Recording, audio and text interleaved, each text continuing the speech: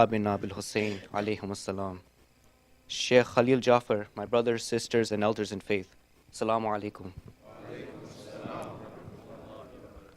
Today I'm going to present a short speech on the topic of jihad and its misrepresentation. As we all know, the word jihad means to struggle, and jihad according to Islam means to struggle to improve your piety and moral self, with the ultimate struggle being the sacrifice of Imam Hussein alayhi salam, whose jihad caused Islam to be saved from corruption. However, sometimes the media may show jihad as an act of war against those who are not Muslim, and they may believe that jihad is a form of religious conquest. To support these arguments, they may quote some verses out of context.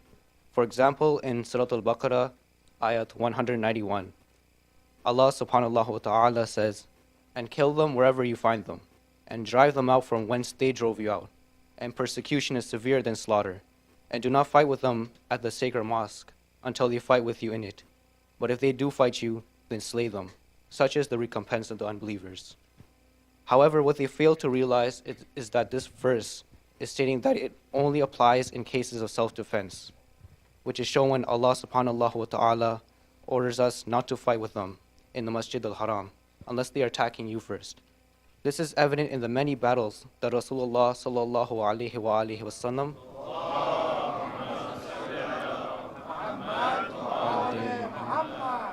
participated, only because the existence of Islam was at stake, and thus it was necessary for him to defend the religion of Allah subhanahu wa ta'ala.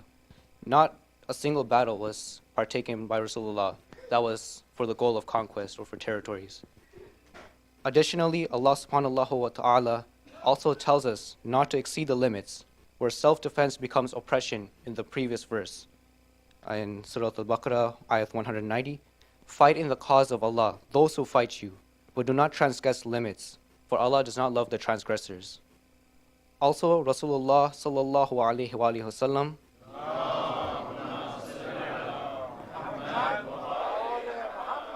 has stated that jihad against one's own nafs is the greatest jihad, and this is the type of struggle that Muslims must face every day.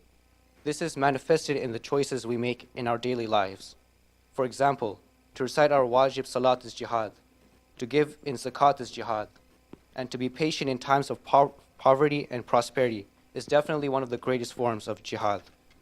Furthermore, we as Muslims living in the West should not be afraid to use the word jihad. Rather, we must show them the real Islam, as was revealed by our Prophet Muhammad sallallahu alaihi wasallam.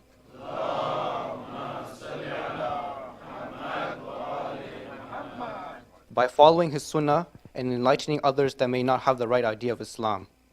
In conclusion, jihad is one of the most fundamental aspects of Islam, and we must show our Western brothers and sisters the true meaning of jihad, both through our actions and our speech.